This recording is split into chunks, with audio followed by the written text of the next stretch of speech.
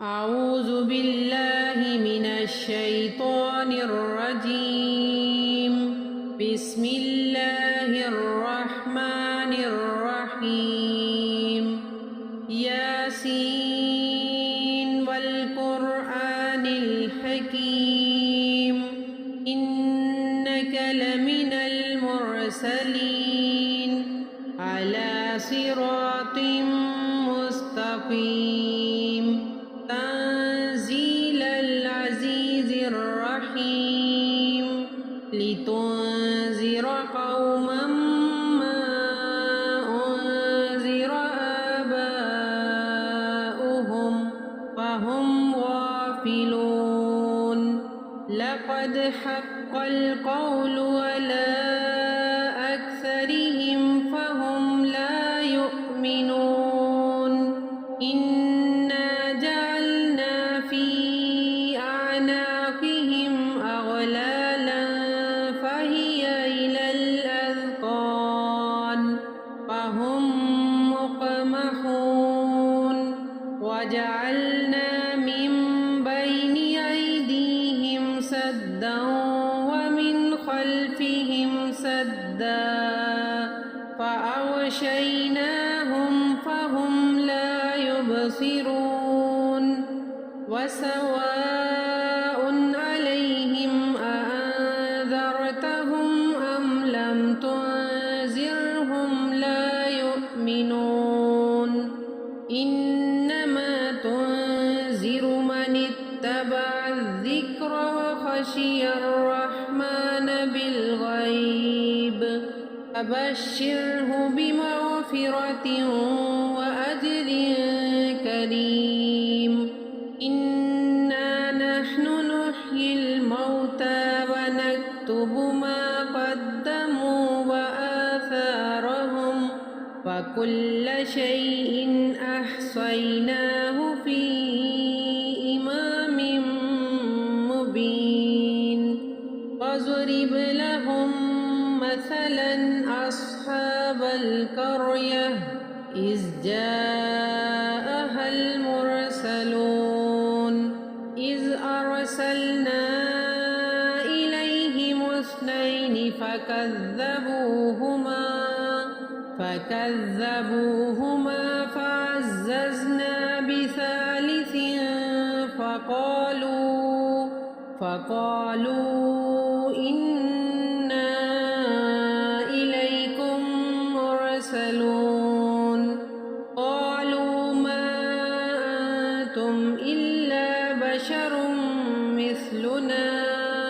وما أنزل الرحمن من شيء إن أنتم إلا تكذبون قالوا ربنا يعلم إنا إليكم لمرسلون وما علينا إلا البلاغ المبين قالوا إنا تطيرنا بكم لئن لم تنتهوا لنرجمنكم وليمسنكم منا عذاب أليم قالوا طائركم معكم أئن ذكرتم بل أنتم قوم مسرفون وجاء من أقصى المدينة رجل يسعى قال يا قوم اتبعوا المرسلين اتبعوا من لا يسألكم أجرا وهم مهتدون وما لي لا أعبد الذي فطرني وإليه ترجعون أأتخذ من دونه آلهة إن يردني الرحمن بضر لا تغن عني شفاعتهم شيئا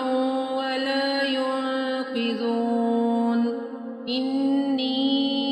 إذا لفي ضلال مبين إني آمنت بربكم فاسمعون قيل ادخل الجنة قال يا ليت قومي يعلمون بما غفر لي ربي وجعلني من المكرمين وما أنزلنا على قومه من بعده من جند من السماء وما كنا منزلين إن كانت إلا صيحة واحدة فإذا هم خامدون يا حسرة على العباد ما يأتيهم من رسول إلا كانوا به يستهزئون ألم يروا كم أهلكنا قبلهم من القرون أنهم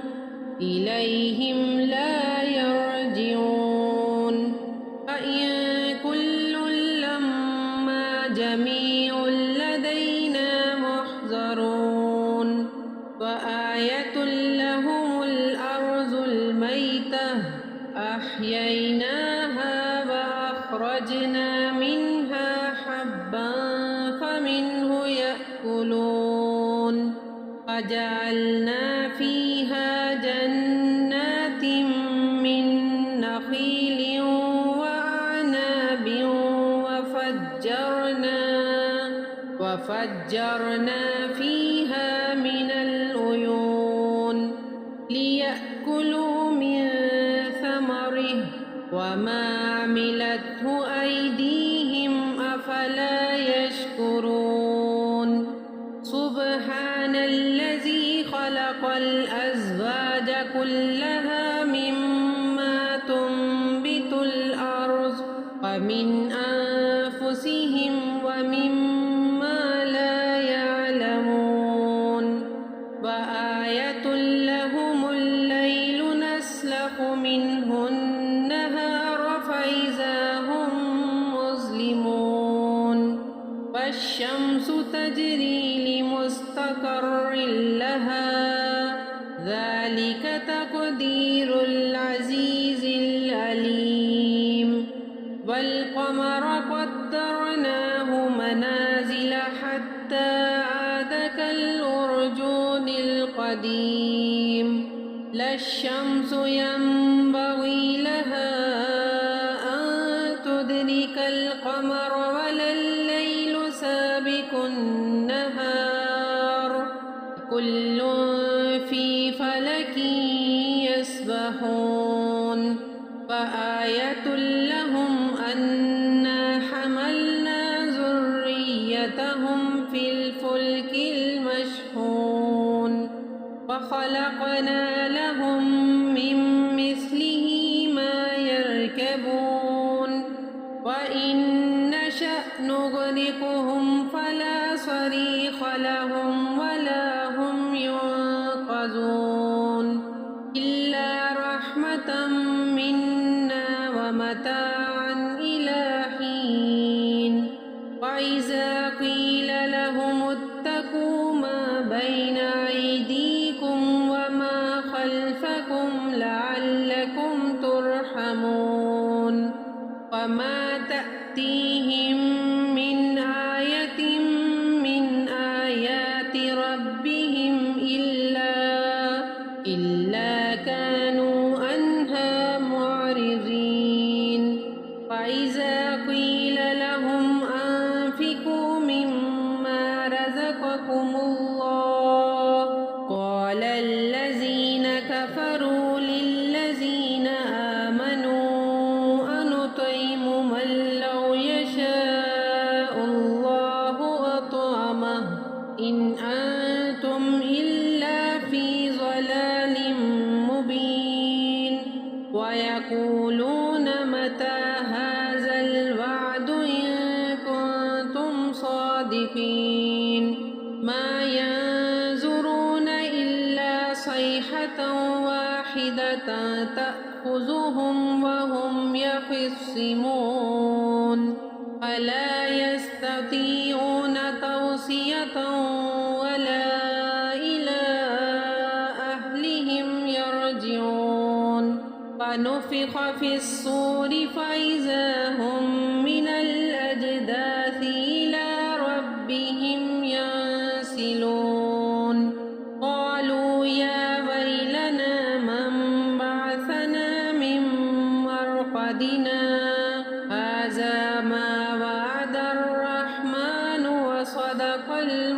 المرسلون إن كانت إلا صيحة واحدة فإذا هم جميع لدينا محضرون فاليوم لا تظلم نفس شيئا ولا تجزون إلا ما كنتم تعملون إن أصحاب الجنة اليوم في شغل فاكهون هم وأزواجهم في ظلال على الأرائك متكئون لهم فيها فاكهة ولهم ما يدعون سلام قولا من رب رحيم وامتازوا اليوم أيها المجرمون ألم أعهد إليكم يا بني آدم ألا تعبدوا الشيطان إنه لكم عدو مبين فأن اعبدوني هذا صراط مستقيم ولقد أضل منكم جبلا كثيرا أفلم تكونوا تعقلون هذه جهنم التي كنتم توعدون اصلوها اليوم بما كنتم تكفرون اليوم نختم على أفواههم وتكلمنا أيديهم وتشهد أرجلهم بما كانوا يكسبون ولو نشاء لطمسنا على أعينهم فاستبقوا الصراط فأنى يبصرون ولو نشاء لمسخناهم على مكانتهم فما استطاعوا مضيا ولا يرجعون من نعمره ننكثه في الخلق أفلا يعقلون وما علمناه الشعر وما ينبغي له إن هو إلا ذكر وقرآن مبين لينذر من كان حيا ويحق القول على الكافرين أولم يروا أنا خلقنا لهم مما عملت أيدينا أنعاما فهم لها مالكون وذللناها لهم فمنها ركوبهم ومنها يأكلون ولهم فيها منافع ومشارب أفلا يشكرون واتخذوا من دون الله آلهة لعلهم ينصرون لا يستطيعون نصرهم وهم لهم جند محضرون فلا يحزنك قولهم إنا نعلم ما يسرون وما يعلنون أولم ير الإنسان أنا خلقناه من نطفة فإذا هو خصيم مبين فضرب لنا مثلا ونسي خلقه قال من يحيي العظام وهي رميم قل يحييها الذي أنشاها أول مرة وهو بكل خلق عليم الذي جعل لكم من الشجر الأخضر نارا إذا أنتم منه توقدون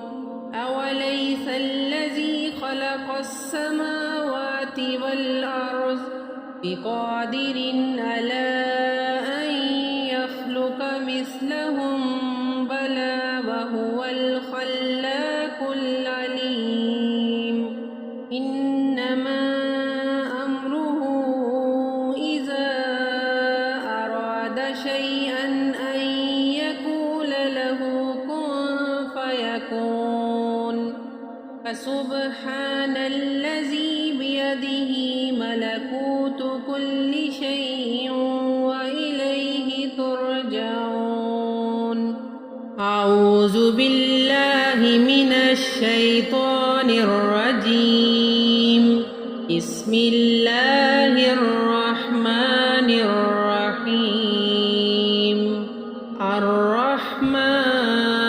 الرحمن علم القرآن خلق الإنسان علمه البيان الشمس والقمر بحسبان والنجم والشجر يسجدان والسماء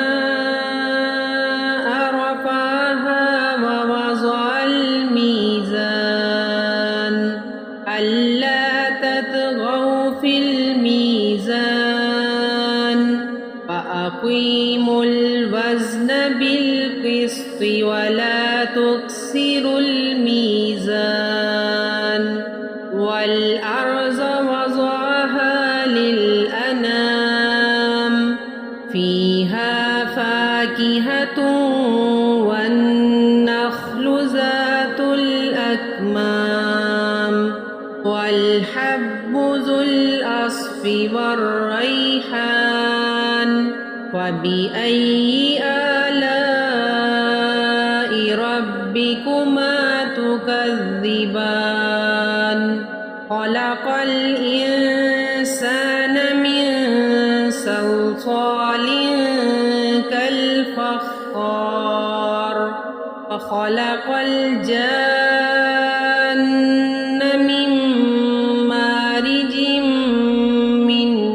نار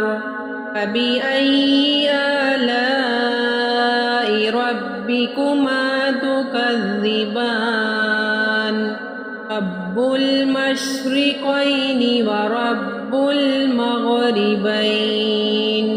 فبأي آلاء ربكما تكذبان مرج البحرين يلتقيان بينهما برزخ لا يبغيان فبأي آلاء ربكما تكذبان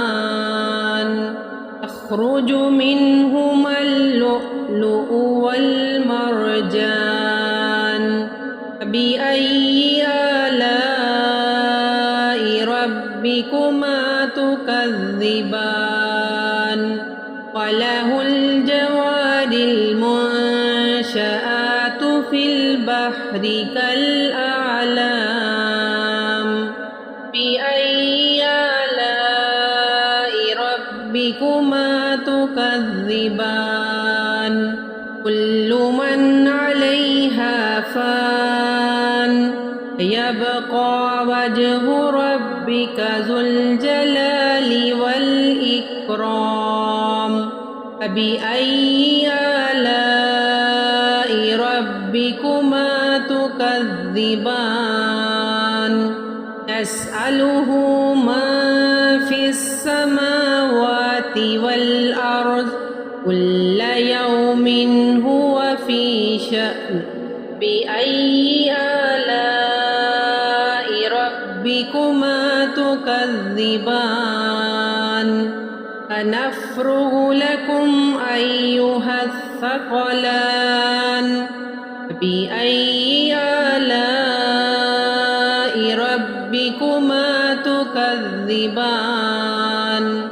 يا معشر الجن والإنس إن استطعتم أن تنفذوا من أقطار السماوات والأرض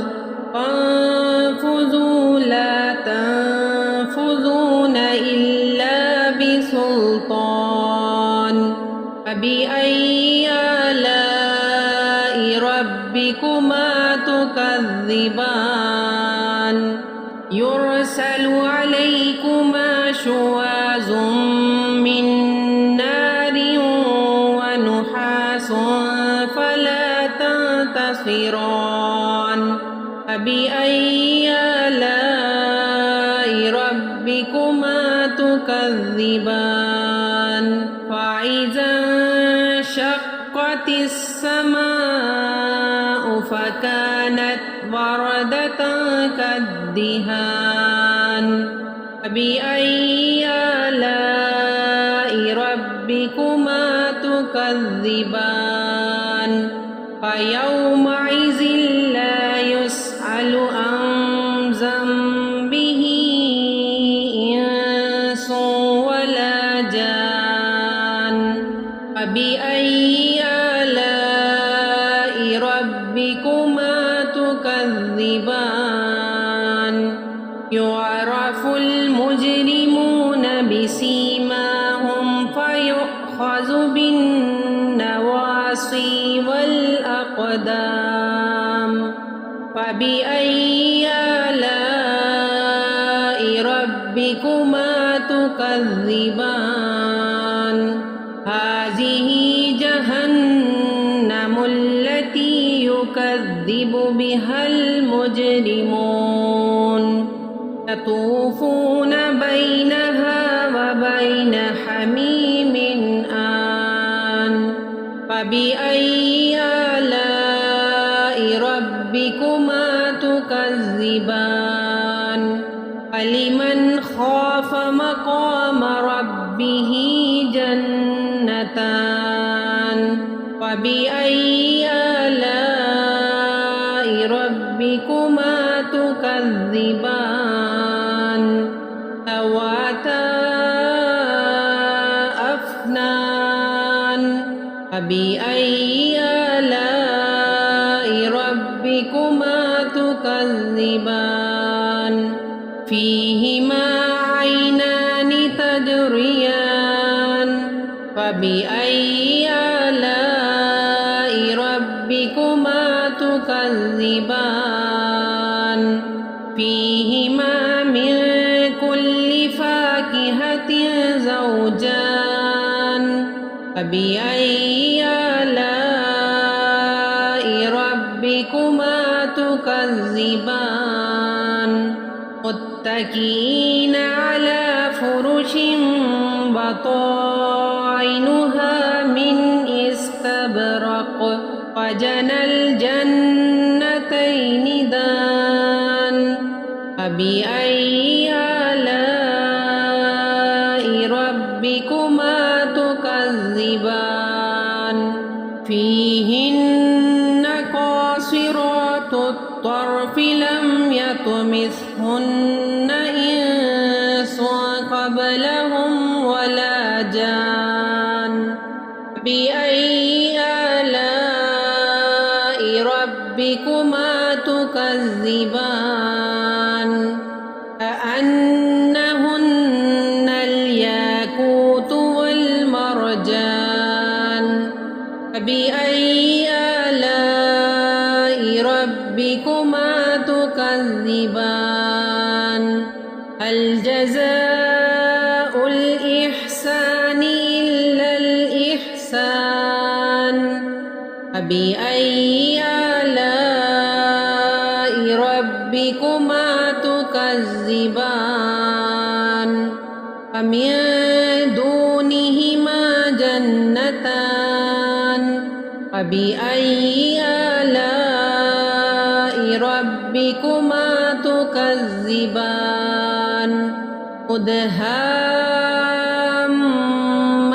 مدهامتان فبأي آلاء ربكما تكذبان فيهما عينان نضاختان فبأي آلاء ربكما تكذبان فيهما فاكهة ونخل ورمان فبأي آلاء ربكما تكذبان فيهن خيرات حسان فبأي آلاء ربكما تكذبان حور مقصورات في الخيام فبأي آلاء ربكما تكذبان لم يطمثهن إنس قبلهم ولا جان فبأي آلاء ربكما تكذبان متكئين على رفرف خضر وعبقري حسان فبأي آلاء ربكما تكذبان تبارك اسم ربك ذي الجلال والإكرام أعوذ بالله من الشيطان الرجيم بسم الله الرحمن الرحيم إذا وقعت الواقعة ليس لوقعتها كاذبة خافضة رافعة إذا رجت الأرض رجا وبست الجبال بسا فكانت هباء منبثا وكنتم أزواجا ثلاثة فأصحاب الميمنة ما أصحاب الميمنة وأصحاب المشأمة ما أصحاب المشأمة والسابقون السابقون أولئك المقربون في جنات النعيم ثلة من الأولين وقليل من الآخرين على سرر موزونة متكئين عليها متقابلين يطوف عليهم ولدان مخلدون بأكواب وأباريق وكأس من معين لا يصدعون عنها ولا ينزفون وفاكهة مما يتخيرون ولحم طير مما يشتهون فحور عين كأمثال اللؤلؤ المكنون جزاء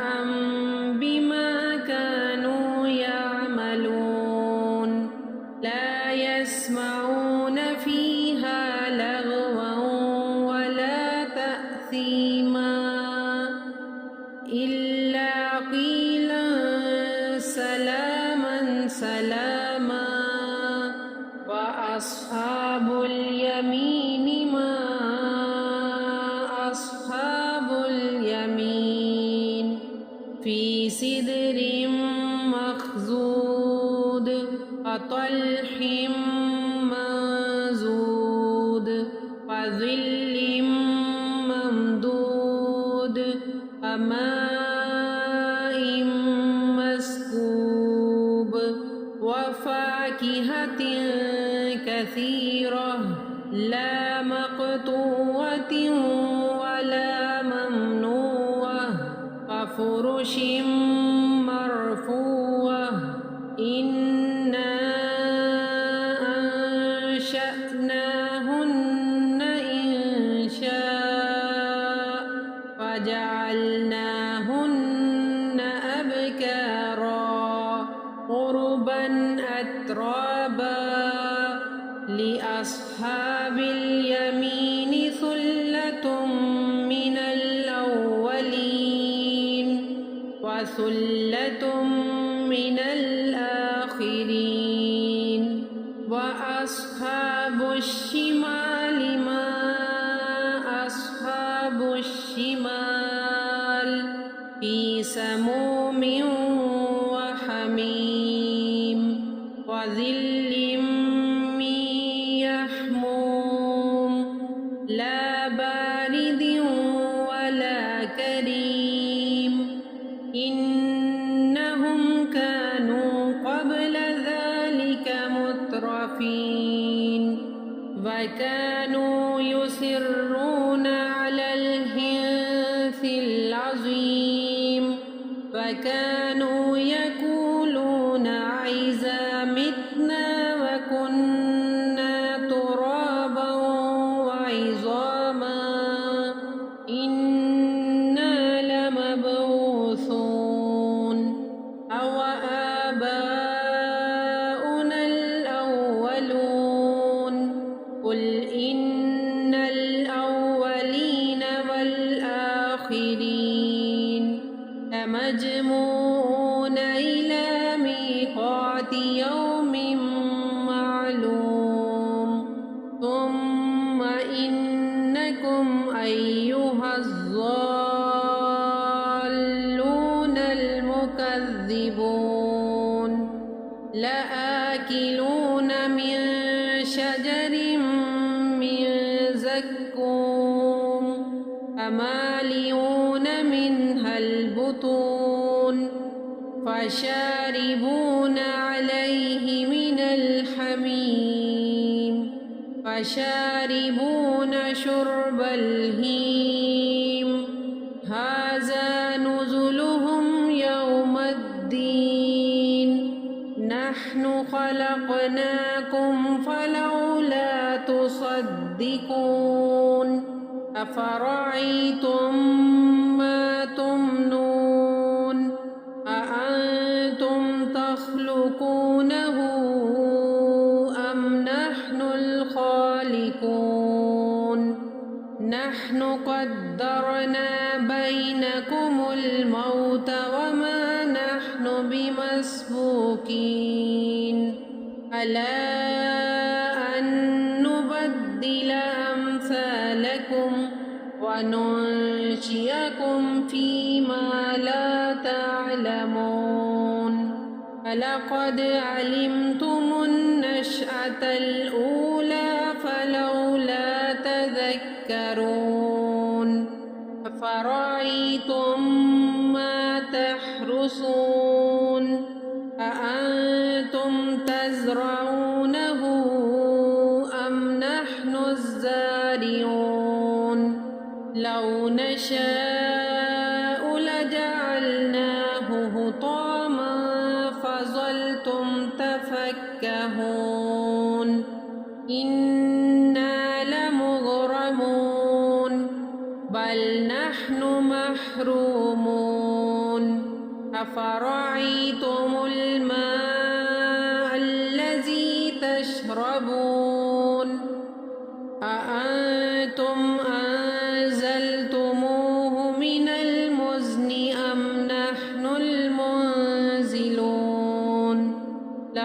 نشاء جعلناه أجاجا فلولا تشكرون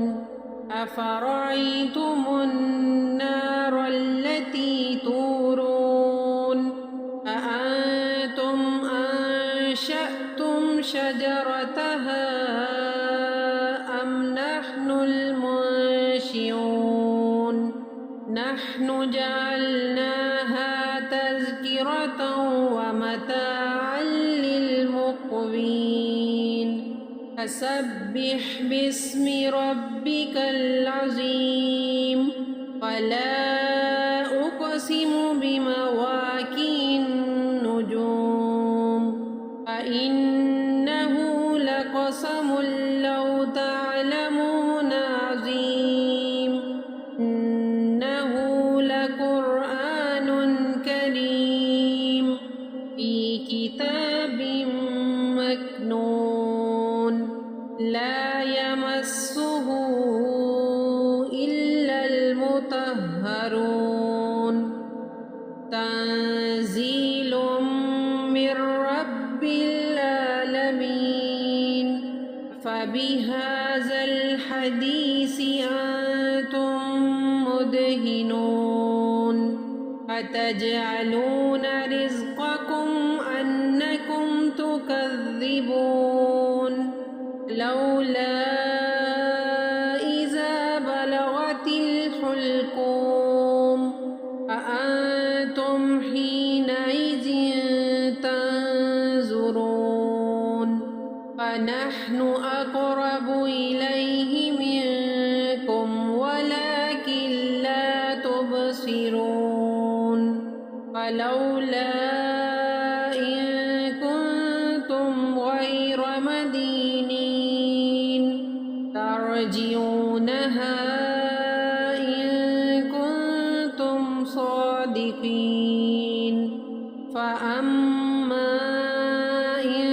كان من المقربين فروح وريحان وجنة نعيم فأما إن كان من أصحاب اليمين فسلام لك من أصحاب اليمين وأما إن كان من المكذبين الضالين نزل من حميم وتصلية جحيم إن هذا لهو حق اليقين فسبح باسم ربك العظيم صدق الله العظيم.